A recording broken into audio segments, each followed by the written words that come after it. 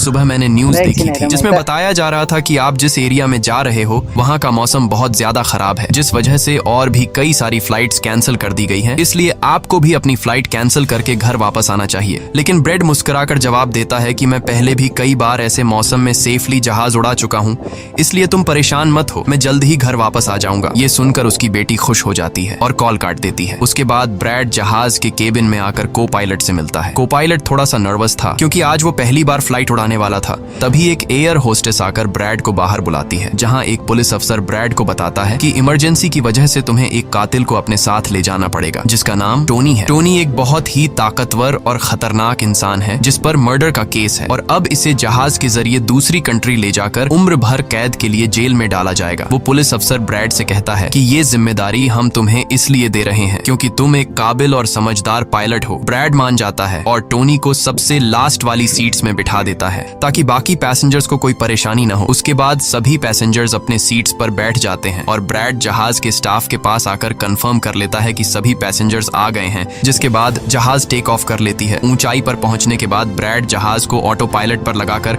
को पायलट के साथ अपनी फैमिली के बारे में बातें करने लगता है। ब्रैड को पायलट को मोबाइल में अपनी बेटी की फोटो दिखाता है और कहता है कि मैं अपनी बेटी से बहुत प्यार करता हूँ और हमारा इस दुनिया में एक दूसरे के अलावा और कोई भी नहीं है। दूसरी तरफ जहाज में बैठे पैसेंजर्स सफर को एंजॉय कर रहे होते हैं, लेकिन उन्हें पता नहीं था कि कुछ देर बाद उनके साथ बहुत ही बुरा होने वाला है। केबिन में बैठे दोनों पायलट्स भी खुश थे और जहाज भी नॉर्मल तरीके से फ्लाई कर रहा था, लेकिन तभी अचानक मौसम खराब हो गया और जहाज हल्के से झटके लेने लगा, जिस वजह से ब्रैड परेशान हो जाता है क्योंकि उसे कुछ ठीक नहीं लग रहा था। वो सभी मुसाफिरों को सीट बेल्ट बांधने के लिए अनाउंस करता है और रेडियो के जरिए वो कंट्रोल टावर से बात करने की कोशिश करता है, पर उसकी बात नहीं हो पाती क्योंकि मौसम खराब होने की वजह से यहाँ के सारे रेडियोस काम करना बंद कर देते हैं। तभी अचानक बिजली का तेज झटका प्लेन से आकर लगता है, जिस वजह से प्लेन जोर जोर से झटके लेने लगता है। ब्रैड पैसेंजर्स का हाल देखने के लिए केबिन से बाहर जाता है। पैसेंजर्स को देखकर ब्रैड को थोड़ा बहुत सुकून मिल जाता है क्योंकि सभी पैसेंजर्स सेफ थे, पर यहाँ अब धीरे धीरे लाइट बंद होती जा रही थी और तभी प्लेन को कई और झटके लगते हैं, जिससे ब्रैड का सिर सामने छत से टकराकर नीचे गिर जाता है और उसके माथे पर चोट लग जाती है। इस सूरत हाल को देखते हुए सभी पैसेंजर्स की हालत खराब होने लगी थी। ब्रैड जल्दी से वापस केबिन में आकर अपने साथी के साथ मिलकर प्लेन को संभालने में लग जाता है। ये उनके लिए काफी मुश्किल टाइम था। मौसम खराब होने की वजह से उन्हें आगे कुछ भी नहीं दिखाई दे रहा था। ब्रैड कहता है कि हमें प्लेन को नीचे लाना होगा क्योंकि अगर प्लेन को एक और झटका लगा तो प्लेन तबाह हो सकता है। ये लोग फौरन जहाज का अल्टीट्यूड कम करने लगते हैं और जहाज तेजी से नीचे की तरफ जाने लगता है। जहाज के अंदर मौजूद पैसेंजर्स काफी ज्यादा डरे हुए थे। तभी क्रिमिनल टोनी के साथ जो पुलिस अफसर आया होता है उसके हाथ से मोबाइल छूट जाता है। वो अपने मोबाइल फोन को उठाने के लिए अपना सीट बेल्ट खोल लेता है, जिसकी मदद करने के लिए एक एयर होस्टेस भी अपना सीट बेल्ट खोलकर आगे आती है। अब क्योंकि प्लेन तेजी से नीचे की तरफ जा रहा था, जिस वजह से उनका सीट बेल्ट खुलते ही ये दोनों तेजी से ऊपर छत से टकरा जाते हैं। ये दोनों इतनी तेजी से छत से टकराते हैं कि उनकी तुरंत मौत हो जाती है। इतने में जहाज काफी कम अल्टीट्यूड पर आ जाता है और किसी तरह करके ये दोनों पायलट जहाज को कंट्रोल कर लेते हैं। लेकिन अब जहाज में ज्यादा पावर नहीं बची होती, इसलिए ब्रैड जहाज को एयरपोर्ट तक नहीं पहुंचा सकता था, जिस वजह से ब्रैड जहाज को नीचे लाकर समंदर में क्रैश लैंड करने का सोचता है। लेकिन तभी ये दोनों कुछ दूर एक आइलैंड देख लेते हैं, जिसके बाद ब्रैड जहाज की डायरेक्शन आइलैंड की तरफ कर लेता है और आइलैंड पर लैंड करने का फैसला करता है। कई मुश्किलों के बाद ब्रैड इस आइलैंड पर मौजूद एक रोड पर फाइनली इमरजेंसी लैंड कर लेता है। लकीली इस इमरजेंसी लैंडिंग में सभी पैसेंजर्स सही सलामत होते हैं और किसी को भी चोट नहीं आती। तभी जहाज में पीछे शॉर्ट सर्किट होता है, जिससे देखकर ब्रैड खुश हो जाता है क्योंकि जहाज में अभी भी थोड़ी बहुत बिजली बची हुई थी। सभी पैसेंजर्स के जहाज से उतरने के बाद एक एयर होस्टेस कैप्टन ब्रैड को बताती है कि क्रिमिनल टोनी को ले जाने वाला पुलिस अफसर मारा गया है और एक एयर होस्टेस भी मारी गई है। ये सुनकर ब्रैड बहुत ज्यादा मायूस हो जाता है। दूसरी तरफ एयरलाइन कंपनी का मालिक देखता है कि उसका एक जहाज अचानक गायब हो गया है क्योंकि उसने प्लेन को लैंड होते हुए नहीं देखा था और काफी देर से रेडियो खराब होने की वजह से उसका पायलट से कांटेक्ट भी नहीं हो पा रहा था। इसीलिए वो एयरलाइन कंपनी का मालिक स्कार्सडेल नाम के एक रेस्क्यू एक्सपर्ट को बुलाता है, जो ऐसे लोगों को ढूंढने का काम करता है जो मुश्किल में कहीं फंसे हुए होते हैं। एयरलाइन कंपनी का मालिक उसे कहता है कि मुझे मेरे प्लेन्स की सारी डिटेल्स चाहिए, जैसे वो कहाँ गया, उसके वर्कर्स और सभी पैसेंजर्स कहाँ हैं। जिसके बाद रेस्क्यू एक्सपर्ट अपने काम पर लग जाता है। दूसरी तरफ सारे पैसेंजर्स इस सोच में थे कि हम यहाँ क्यों उतरे हैं। ब्रैड सभी पैसेंजर्स को इकट्ठा करके समझाता है कि इमरजेंसी की वजह से हमें यहाँ उतरना पड़ा। प्लेन में अभी भी थोड़ी बहुत बिजली मौजूद है जिसे हम बाकी चीजों को ठीक कर लेंगे। जाएंगे। तब तक आप लोग यहाँ आराम से रहें और आप लोग घबराइएगा नहीं, बहुत जल्द हम यहाँ से निकल जाएंगे। जिसके बाद ब्रैड प्लेन के पास आकर उसे ठीक करने में लग जाता है, पर वो देखता है कि जहाज में पावर काफी कम है, इसलिए उन्हें मदद का इंतजार करना होगा। ये लोग मैप निकालकर खुद ही अपनी लोकेशन देखने लगते हैं ताकि उन्हें पता चल सके कि आखिर ये लोग किस जगह पर हैं। ब्रैड का साथी को पायलट नक्शा देखकर बताता है कि हम एक प्राइवेट आइलैंड पर फंसे हुए हैं। ये जगह बहुत ही खतरनाक है। यहाँ पर ऐसे लोग हैं जो किसी सरकार या गवर्नमेंट की बात नहीं मानते। अगर इन लोगों ने हमें पकड़ लिया तो हमारी जान खतरे में पड़ सकती है और हमारी गवर्नमेंट भी हमें नहीं बचा पाएगी। ये सुनकर ब्रैड कहता है कि अब कहीं से भी करके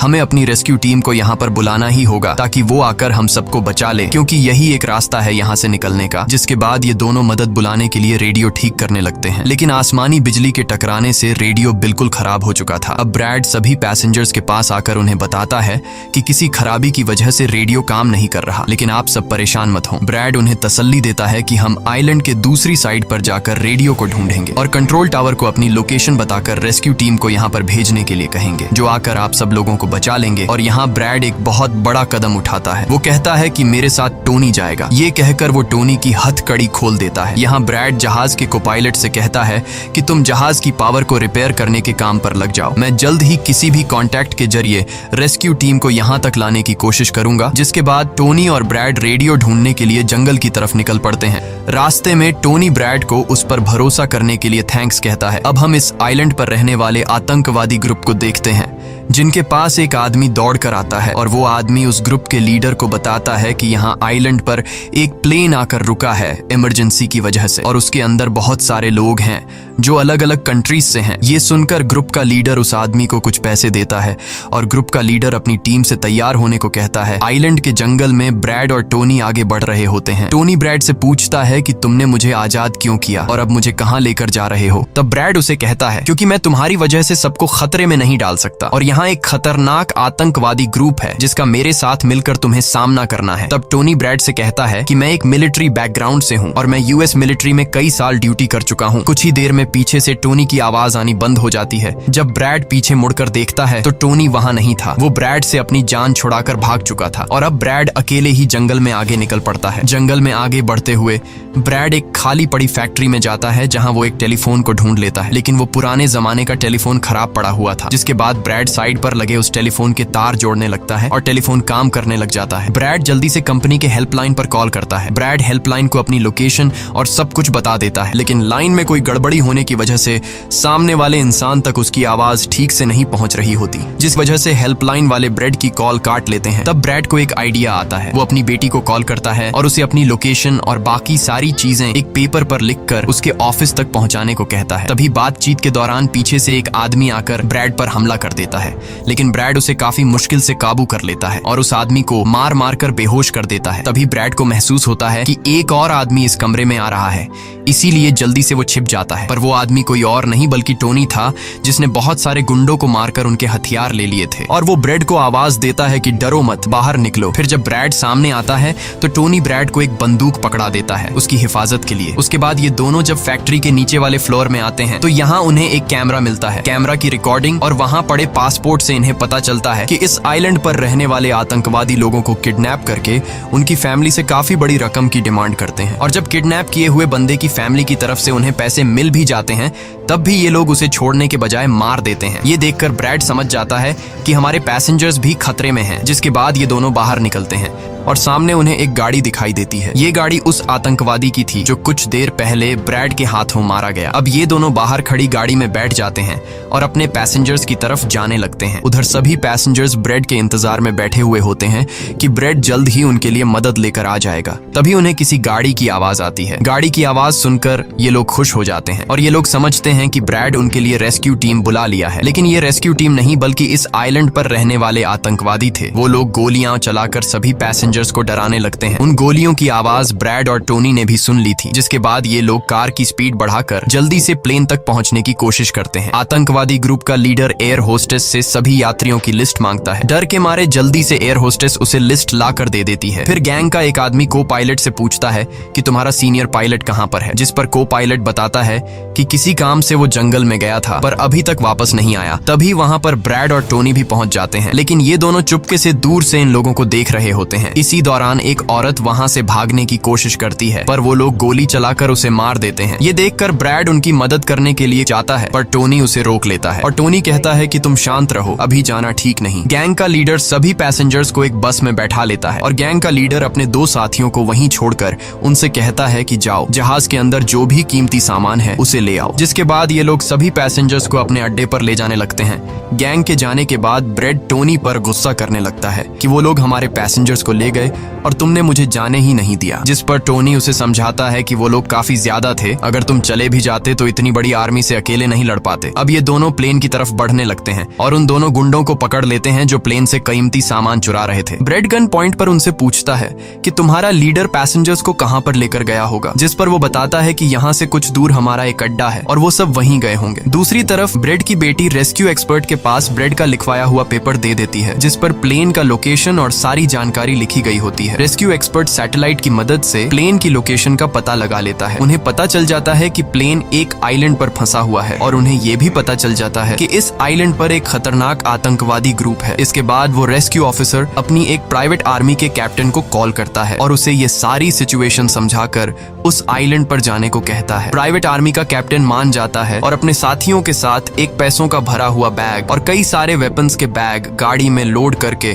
उस आइलैंड पर जाने के लिए रेडी हो जाते हैं। दूसरी तरफ ब्रेड देखता है कि उन आतंकवादियों के ले जाने से पहले जहाज के को पायलट ने जहाज का पावर सिस्टम रिपेयर कर लिया था और ब्रेड देखता है कि जहाज में पावर वापस आ गई है, जिसे देखकर वो बहुत खुश हो जाता है। अब ब्रेड आने वाले प्राइवेट आर्मी टीम के लिए अपनी यूनिफॉर्म पर एक मैसेज लिखकर छोड़ देता है और टोनी के साथ उस जगह पर निकल पड़ता है जहां गैंग वाले प्लेन के सभी पैसेंजर्स ले गए थे। जंगल के रास्ते से होते हुए ये दोनों उन आतंकवादियों के अड्डे पर पहुंच जाते हैं और ये दोनों गाड़ी से निकलकर चुपके से उस जगह में घुस जाते हैं जहां वो सारे गुंडे पैसेंजर्स को डराकर उनकी वीडियोस बना रहे थे ताकि ये वीडियोस इनकी फैमिली को भेजकर उनसे पैसे वसूल सकें। दूसरी तरफ रेस्क्यू एक्सपर्ट की तरफ से भेजी गई प्राइवेट टीम भी प्लेन के पास पहुंच जाती है, पर उन्हें वहां जब कोई नहीं मिलता तो टीम का लीडर प्लेन के अंदर जाकर चेक करता है जहां उन्हें 2 लोगों की लाशें मिलती हैं। ये वो 2 लोग थे जिन्हें गैंग के लीडर ने प्लेन में से सारा कीमती सामान चुराने का कहा था, लेकिन ब्रेड ने उन दोनों को मार दिया। प्राइवेट टीम के कैप्टन को ब्रेड का छोड़ा हुआ मैसेज भी मिलता है जो उस आतंकवादी गैंग के अड्डे तक आने का रास्ता था। आतंकवादियों के अड्डे पर टोनी और ब्रेड चुपके से उन पर नजर रखे हुए थे और जैसे ही उन्हें मौका मिलता है ये दोनों चुपके से पीछे से आकर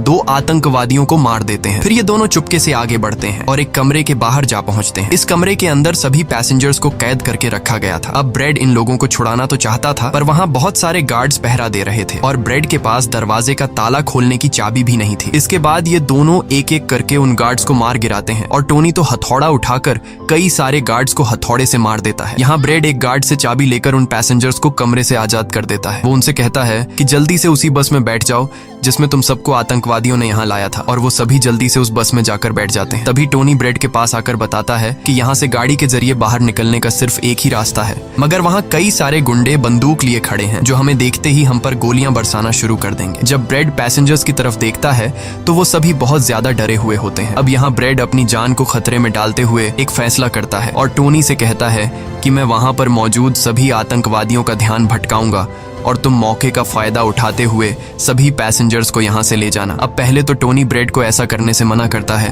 वो कहता है कि ऐसा करने से वो लोग तुम्हें मार देंगे, लेकिन ब्रेड कहता है कि इसके अलावा हमारे पास और कोई दूसरा रास्ता नहीं है। ये सुनकर टोनी मान जाता है। ब्रेड वहाँ से निकलकर आतंकवादियों के पास आता है। वहाँ ब्रेड गैंग के लीडर से बात करता है कि मैंने हेल्प के लिए इन्फॉर्म कर दिया है, जल्द ही यहाँ पर रेस्क्यू टीम आ जाएगी, इसलिए सभी पैसेंजर्स को यहाँ से जाने दो। ये सुनकर सभी गैंग वाले ब्रेड पर हंस पड़ते हैं और ब्रेड को पीटने लग जाते हैं। गैंग का हेड कहता है कि ऐसे कैसे छोड़ दूं, पैसों के बिना मैं किसी को नहीं छोड़ता। और अब जैसे ही ये लोग ब्रेड को मारने वाले होते हैं तभी वहां पर प्राइवेट रेस्क्यू टीम पहुंचकर आतंकवादियों पर हमला कर देती है और काफी देर तक गोलीबारी करने के बाद गैंग के कई सारे लोगों को मारकर वो ब्रेड को छुड़ा लेते हैं और ब्रेड को बस में उठाकर यहाँ से निकल जाते हैं। यहाँ गैंग का लीडर देखता है कि उसके कई सारे साथियों के साथ उसका छोटा भाई भी मारा गया। ये देखकर वो बहुत ज्यादा गुस्सा हो जाता है और कसम उठाकर कहता है कि वो इन लोगों में से एक को भी नहीं छोड़ेगा और सभी को चुन चुन कर मारेगा। इसके बाद वो अपनी टीम से कहता है कि जल्दी से तैयारी कर लो, हम जल्द ही इन लोगों को मारने के लिए निकलेंगे। बस में प्राइवेट टीम का कैप्टन सभी को बताता है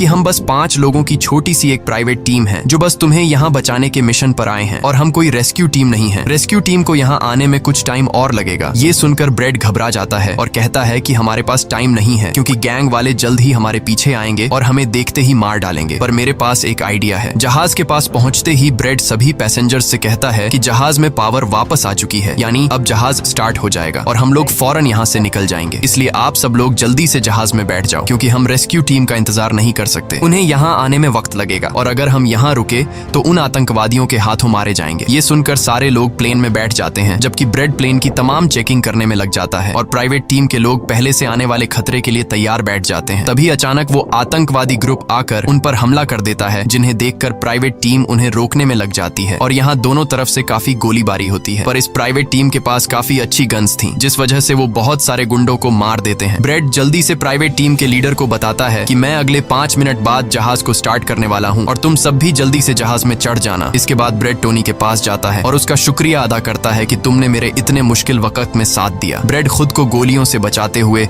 अंदर जहाज में आकर अपने केबिन में बैठ जाता है और अपने साथी को पायलट के साथ मिलकर प्लेन को स्टार्ट करने में लग जाता है। उधर टोनी के पास गोलियां खत्म हो जाती हैं और जब वो बुलेट्स ढूंढने के लिए प्राइवेट टीम का बैग चेक करता है तो उसे वहां पैसों से भरा हुआ एक बैग मिलता है। लेकिन इस वक्त टोनी पैसों को छोड़कर दूसरी बैग से गोलियां निकालकर दोबारा आतंकवादियों से लड़ने लगता है। यहाँ तब तक ब्रेड भी प्लेन को राइट साइड पर घुमा देता है। अब प्राइवेट टीम के सोल्जर्स भी एक एक करके जहाज में चढ़ने लगते हैं और टोनी उन्हें कवर फायर देता है। पावर आने की वजह से रेडियो भी काम करने लग जाता है। अब ब्रेड को प्लेन कंपनी का मालिक बताता है कि मैं तुम्हें कोई सुरक्षित जगह बता दूंगा जहां तुम जा सकते हो। अब सभी लोग जहाज में चढ़ जाते हैं पर टोनी नहीं चढ़ता। वो पैसों से भरा बैग लेकर वहां से भागने लगता है क्योंकि अगर वो इनके साथ प्लेन में वापस गया तो पुलिस वाले उसे फिर से पकड़कर जेल में डाल देंगे। गैंग का लीडर अपने साथियों को मरता हुआ देखकर गुस्से से पागल हो जाता है। वो प्लेन के सामने रॉकेट लॉन्चर लाकर उन्हें एक ही झटके में उड़ाने का सोचता है, लेकिन सही टाइम पर टोनी उसे देख लेता है। अब टोनी जल्दी से बंदूक उठाकर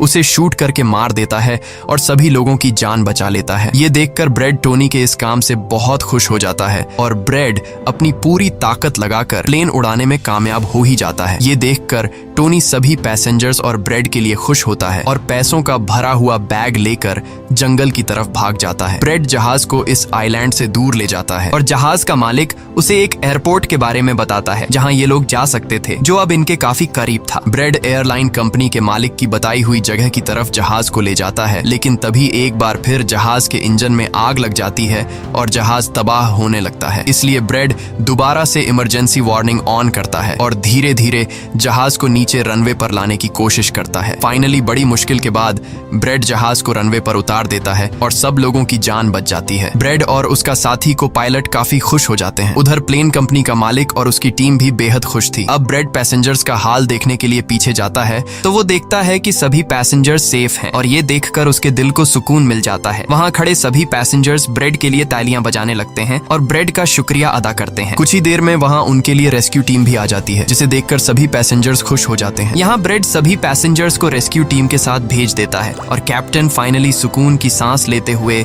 जहाज की सीढ़ियों पर बैठकर अपनी बेटी से कॉल पर बात करता है। इसी के साथ ये कहानी खत्म हो जाती है। अगर आपको वीडियो अच्छी लगी हो तो हमारे चैनल को सब्सक्राइब और वीडियो को लाइक जरूर कीजिएगा।